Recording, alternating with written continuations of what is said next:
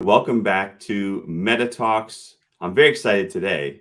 I always say that, but today I'm actually very excited because I have Brandon T. Adams, who is an Emmy award-winning producer, TV host. He has an incredible conference coming up, Rise and Record, and I want to really dig in today and find out more about the creator economy, about video marketing, how all this really plays together. So, welcome, Brandon. Hey man, thanks for having me on the show. Yeah, appreciate it. So tell me and the audience here a little bit about your background. You and I were just talking. We were trying to figure out the first time that we got connected, and I could not actually pinpoint it. But tell everyone about how you got into video marketing and why are you doing events like this, and share your entrepreneurial journey. Yeah, so it all started. I mean, I'll give you kind of the backstory, how it even led to video, because I grew up in Iowa. I didn't know really what Emmys were back then. I didn't know anything about video production, but I've always been an entrepreneur at heart and a salesperson. I grew up selling ice for a living, so I sold packaged ice. And so that was my beginning, really hustling and a lot of back work. Um, but then fast forward till I was about 18 years old, went to college, didn't do very well there. But when I was 20, a couple years in, I read the book Think and Grow Rich by Napoleon Hill. And the book opened my mind to what was possible, thinking bigger and who you surround yourself with and all these other things I didn't learn where I grew up. And so my first endeavor after really being opened up to what's possible is I invented a product called Arctic Stick to cool and flavor drinks. That was basically a product I introduced to our company, and I wanted to make more money for our company. And this invention was something I was pursuing. I mean, I had a patent, trademark. I spent a lot of money on it, developing it, launch all of it, and we launched on the market. But in our last leg of funding, I did a Kickstarter campaign, and so this is going back in 2014. So this was like the beginning when what's Kickstarter, what's Indiegogo, what is crowdfunding? It was a very new thing, and so I did my first crowdfunding campaign, raised some money, but I realized that it was hard. A lot of people are failing, and I saw an opportunity in the market to help other people raise money to become that expert. So I started diving in, obsessing over it, looking at campaigns online, studying, doing research, and then doing some more campaigns. And so I became the king of crowdfunding back then, name myself. But then what I did is, after doing some very big campaigns, we helped John Lee Dumas do $500,000 a month for the book, the Freedom Journal, then the Mastery Journal. We did the Think and Grow Rich movie. We did all different projects.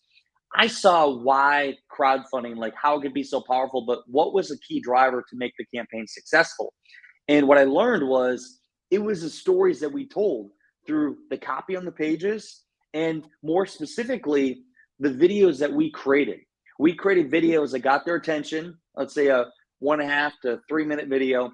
This is what we're doing. Here's how you can get involved. Here's why it should matter. And then call to action, the CTA: buy a product or service, donate, whatever it is.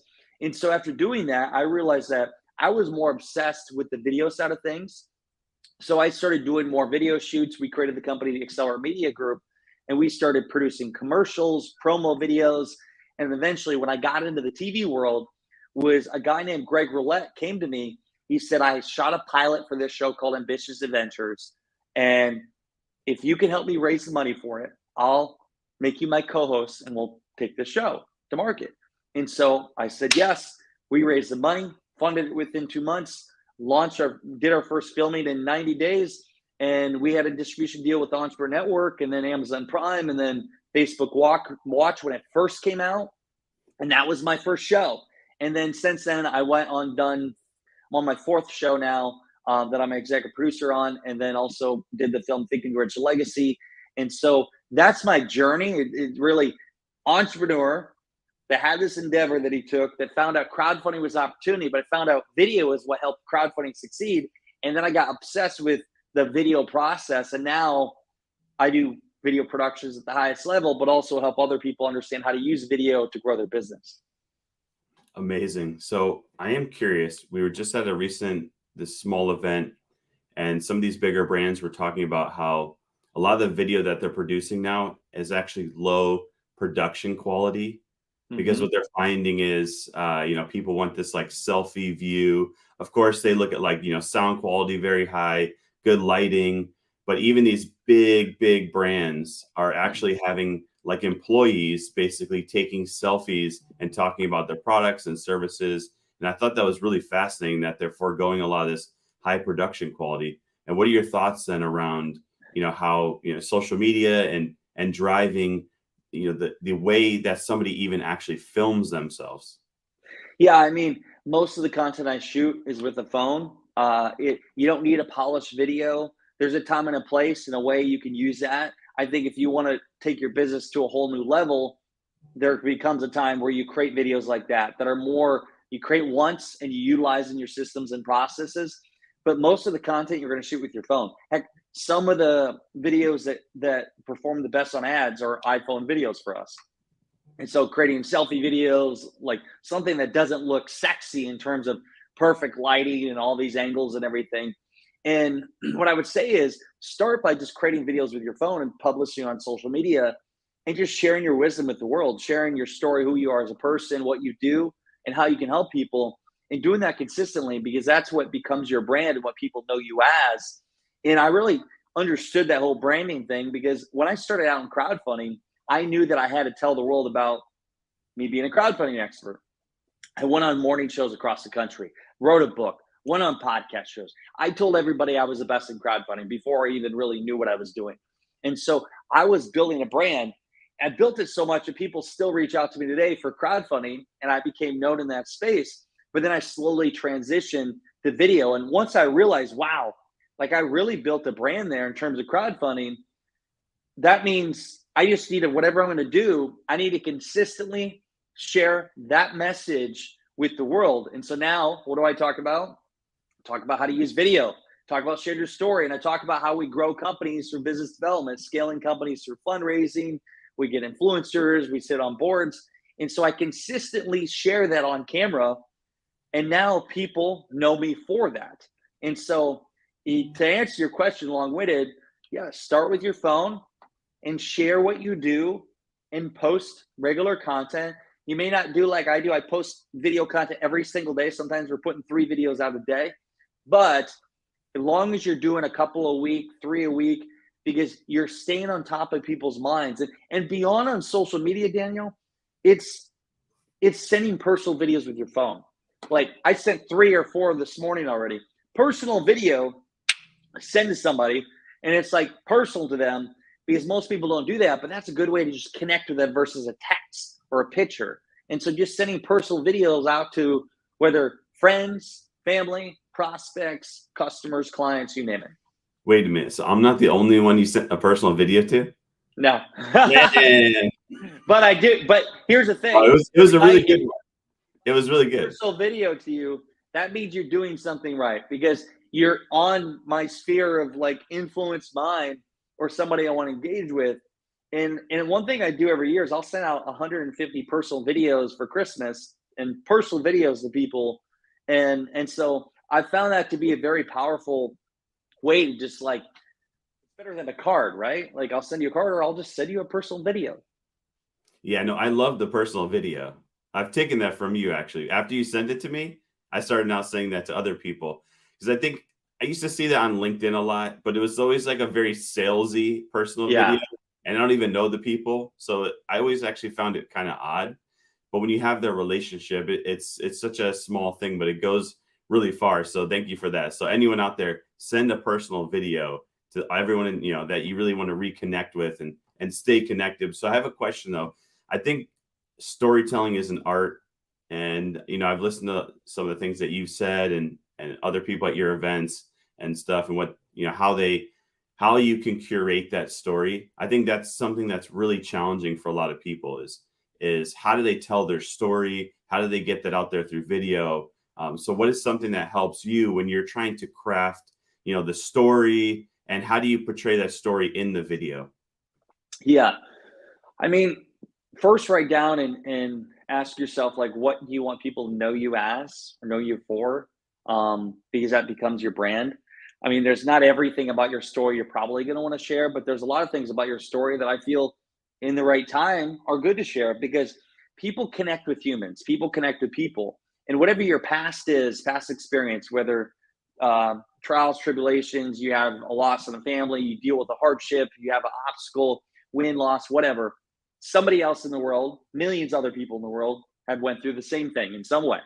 And so when you share your story with the world, other people watching feel like they're like, oh, he understands me, she understands me, we can relate. And then you're on this bonding level of like, okay, we get each other, which breaks the barrier in terms of like that cold lead or somebody. It's more likely to be a person you're going to work with. And so sharing your story, I think that's the most powerful thing for sales in this day and age, and authenticity of just being real, because there's a lot of stuff out there of, hey, I've done this, look at me, and it doesn't work anymore. So just start by creating content. And honestly, I feel the easiest way is doing a Facebook Live or Instagram Live, because it's live and you can't, because a lot of people will create a video and then they'll look at it and then they'll delete it, or they'll look at it 10 times. You know what I mean? And so just start by sharing it. And you'll learn as you go, and you can learn to master your storytelling process, if that makes sense. Yeah, no, I think back to when we started, we've done some recent TV stuff, and I Yeah. always joke with the TV hosts, I'm like, what do I do with my hands? And they always Uh, laugh, right? I know it was on Seinfeld and other movies, but I legitimately, it stresses me out because I'm always like, do I sit right? What do I do with my hands? These are the funny things that I think of, and I guess I might not be the only one, but what do you do when you're getting prepared and ready to be on TV? Because I think a lot of people are scared to do video because, like you're saying, we're overthinking, like, are people going to judge me because, I don't put my hands the right way, or I don't sit the right way, or, how I never like to listen to how I actually sound afterwards. yeah. There's just something about that. So I think that might be, a block for a lot of people to do videos.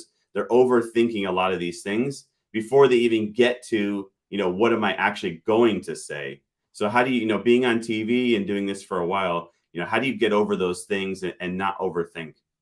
Yeah, a couple things. I mean, if let's say you're doing a morning show segment, which I know we've both been a part of morning show segments. I always, because you have like 3.5 minutes, you have 4 minutes. Sometimes you have 2.5 minutes. And so knowing you got to really take control, because if you don't, the conversation may not go where you want it to. So, hey, you do the intro, you have a captive like start, and then maybe you have your 3 points. I'm going to share 3 reasons, 3 points, 2 points, 4 points, whatever, what to avoid. And so then your sequence, okay, I'm going to share this, and then you go to the next thing, and then you go to the next thing, and then you have your call to action. And on those 3 points, that in this case, share a story with each point. Because when you're sharing a story about a past experience, it's a lot easier for you to communicate it to an audience, and it's a lot easier for them to follow along with the story. So that's just kind of structure if you're going on TV, but same with your phone. If you're literally like, hey, here's who I am, and I'm going to share 3 things today, share those 3 things. Share each point has like a example or case study or story behind it, and then, hey, what the takeaway is and call to action. Now, how to be more comfortable in front of the camera is a couple things. One, like before you're gonna go in front of the camera, some people get nervous, their hands are sweating, their heart's beating. Couple things you can do is you can hold, like I'll do this, you breathe in, hold it like 20 seconds, and then breathe out, and do that like a dozen times. And so that like your heart will beat, and it's like kind of letting out that excited energy. And then you can jump up and down, put your hands and fingers and toes, and literally like wiggle all the energy. That's one thing. And then before I go on like a big shoot or anything, I'll do a heavy workout. So it just primes me for the day, gets my blood flowing. That's another thing. If you're like looking how you look on camera, I mean, if you're doing a high-end shoot, lighting has a lot to do with it, the angles and everything else. But I would say this, for when you talk on camera, people that I work with one-on-one, I always say, don't stop, just keep going. Because a lot of people will stop themselves. And I've learned this over the years. If you just keep going, and even if you make a mistake, just keep going. Sometimes people won't even notice it. Or if you make a big mistake and you make a fun little joke about the mistake you just made and keep going, people love you for it. So keep going with your message. And the easier, like if you can really understand how to communicate a story, it's easier to talk in front of the camera because all you're doing, it's no different than me sitting around a campfire with you, Danielle. And I'm like sharing a story with you, right? I'm sharing a story of something that happened in the past. But the only difference is I got a camera in front of me. I'm sharing a story of something that already happened. I'm reminiscing, but I'm sharing it directly to the camera. Yeah, it's funny you talk about the nerves. And I just want to shout out Lisa Patrick, by the way. She's a great friend. If anyone's reading the comments, she put some really good stuff in there. So shout out to you, Lisa. But it reminds me of back in 2020 when Clubhouse really started to pick Oh up yeah. steam. And just talking in a phone made me so nervous to the point that I almost fainted. But like literally, you're talking. It's funny how like you're saying you get nervous on doing something that you do every day all the time, but in your mind, you know, you're too focused on like the audience or how many people are watching or who's watching. You know, if you just sat there and spoke to, you know, like you're saying on video, didn't even think about anyone watching, it would be fluid, right? It sounds great, but then the minute you start to bring all these things in, so it just makes me laugh because I remember almost fainting talking on a phone, and that was even audio, it wasn't even video. Um, That's but crazy. I love to hear, how was it when you received your first Emmy? What was that feeling like? And Yeah. you know, how'd you Yeah, it was celebrate? Did you go to Disney World? it's funny. It was pretty amazing. So when I did my first TV show, I talked about how we crowdfunded it, the Ambitious Adventures. We had went and we had an Emmy nomination for the show. It was the Hollywood episode we did with people that were featured in the show were Lewis House, Jake Paul, and a few other people. And so we had an Emmy nomination. I thought for sure we'd win. Went to the award ceremony and we didn't win. And it really was like a big letdown because we put so much time and work into it. And I remember sitting there at a table so pissed and just saying, I'm gonna come back next year and we're gonna win. And I was going into the basically the filming of a show called Success in Your City. And so that year was one of the most difficult years. I mean, we wrote a whole book on it called The Road to Success: How to Achieve Success in Business, Life, and Love. And that book shares a journey because it was such a shit show journey that we went through. And so we traveled the country. We lived in different cities around the country. We lived in 6 different cities. We featured stories. So we'd go to a city. We found the story we wanted to tell. We'd fly our film crew in. We'd film for 5 days at a time. And then we go to the next city. And so I was funding this show. We were casting this show. We were creating everything. And while everything else in my life. And so in the process, almost went bankrupt, almost lost everything, but I kept pushing forward. In a matter of 10 months, and I'm giving you this perspective because I'm going to share what the feeling was like when we won, is in a matter of 10 months, here's all the things that happened in 10 months. We traveled around the country. We filmed a TV series. We almost went bankrupt a couple times. We had a couple big wins. We sold our house. We sold 99% of our things. I sold 2 different businesses. We got married, and we created the show. And so all this happened, all these emotions. I mean, literally the most crazy thing I've ever done. And we get to the award ceremony, and we won. And so going up and did the speech, and I got on camera and stuff. It was like, holy shit, anything is possible, because it was almost exactly a year from when we didn't win. But it really showed me, it was, for me, I felt so deserving of it, our whole team, because we literally gave it everything we had. I mean, there was nobody else I know more committed. I mean, we almost lost everything. I sold everything, like went all in for this show.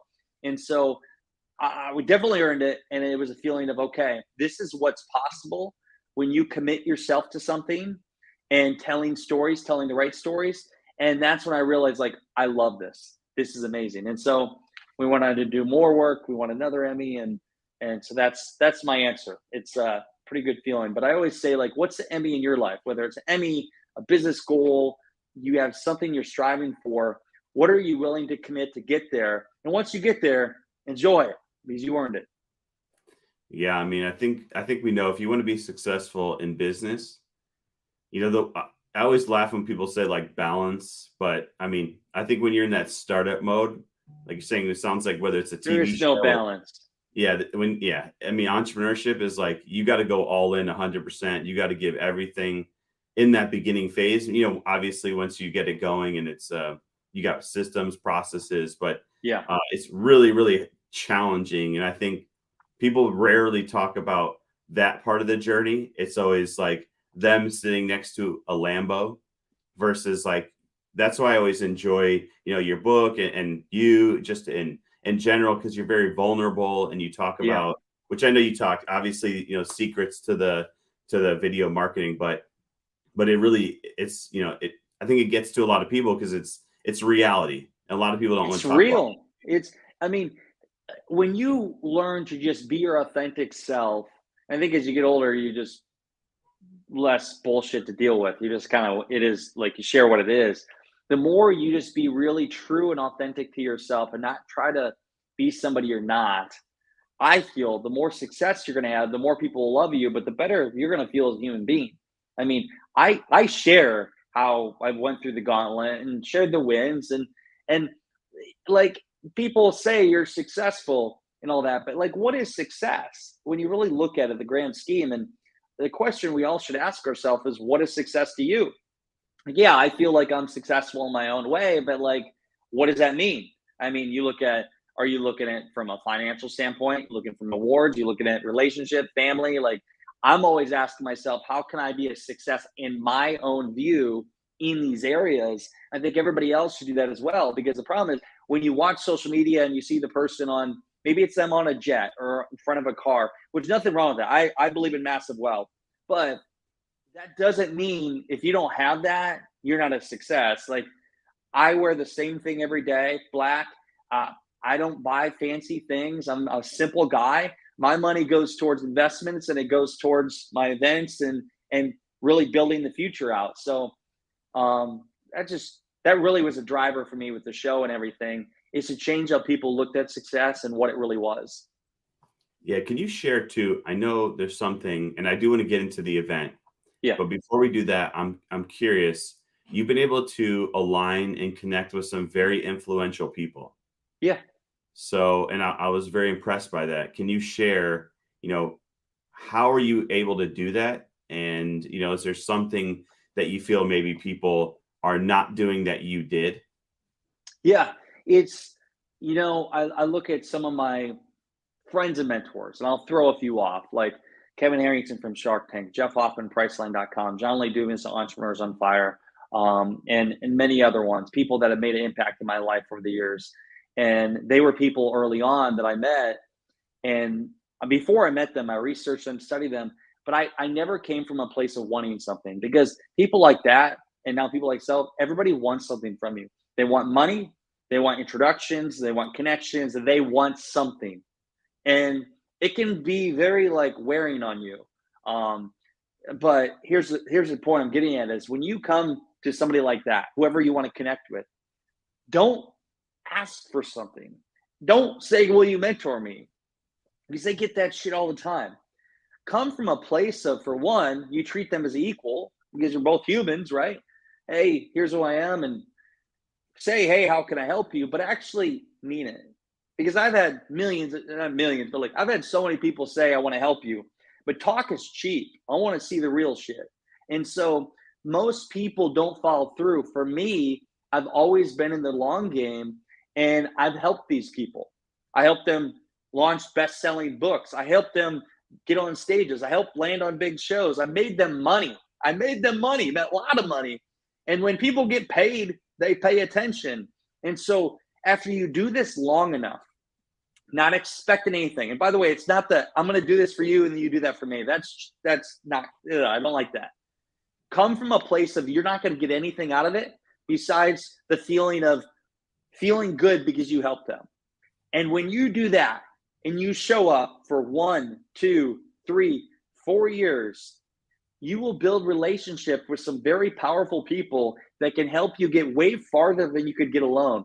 That was my play looking back a decade ago, and it was one of the best things I did, and that's the kind of person I am. And so when you can look at it strategically that way, if you want to connect with anybody in the world, you can connect with them, but it's got to be a long game of how can you help them. And one thing I do is I write down 10 names. I do it every year. Who are 10 people I want to be in business with? Who are the 10 names I want to go to battle with? And how can I add massive value to these 10 people in the time to come? And so, who are your 10 names? Who are your people? And then figure out how you can help them. Man, love that. So, talk about Rise and Record. Because I know you have that coming. You have it down to the seconds, I believe. 33 days, 2 hours, 5 minutes, and 23 seconds. So Rise and Record, I told the story of Success of Your City. We created the show, traveled the country, told stories. And we really understood the power of telling stories. Not only us sharing our stories, but what we saw while on set as people shared their stories. Not only did those stories help other people, but it helped them as individuals. It was very therapeutic. It helped with the whole process of whatever they were going through. And then also from a business standpoint, it does help you get more success, more money in your bank account. And so once we really understood that, we created what's called Rise and Record. Rise up, share your story, record video content, and tell your story with the world, whether it's a film, it's a TV show, a documentary, or a video with your phone. And so that's what Rise and Record is. We bring in a bunch of great speakers, bring in a film crew, we document it all, and we help people tell their story and learn from other experts. So this year it's in Nashville, Tennessee, October 19th through the 21st, 33 days away. And we got some great speakers, Kevin Harrington from Shark Tank. We got Brian Kelly performing. He was formerly a Florida Georgia Line. You ever heard the song Cruise with him and Nelly? Epic song, by the way. They're performing. John Lee Dumas is speaking. And really those people I said, the 10 people on the list, they're all speakers. And so if anybody listening wants to attend, it's at riseandrecord.com. And it's really a passion between my wife and I. We put this together. It's something I look forward to every year. And it brings great people together. We connect, and that whole mentality, like I told you before, coming from a place of how can we help people. In return, we all collaborate in some way. Yeah, we all win. I think that's we all win. We all win. We all collaborate, and you never know who somebody's going to become or what they're going to accomplish. So riseandrecord.com. Is it riseandrecord.com? Riseandrecord.com. Riseandrecord.com. And what about for you? Is LinkedIn your channel, or what's your best social channel? You know, that's the beautiful thing. It took me a few years to get all the handles, but I'm TikTok? at Brandon T. Adams everywhere. Yes. I'm TikTok, Instagram, Facebook, LinkedIn, Twitter. There's all kinds. There's too many social media channels, but I'm on it. Awesome. Brandon T. Adams, I really appreciate you today. Thanks for sharing this wealth of knowledge. And I hope everyone checks out Rise and Record on October 19th. And we'll see you next time. Thanks, Brandon. Thanks, buddy.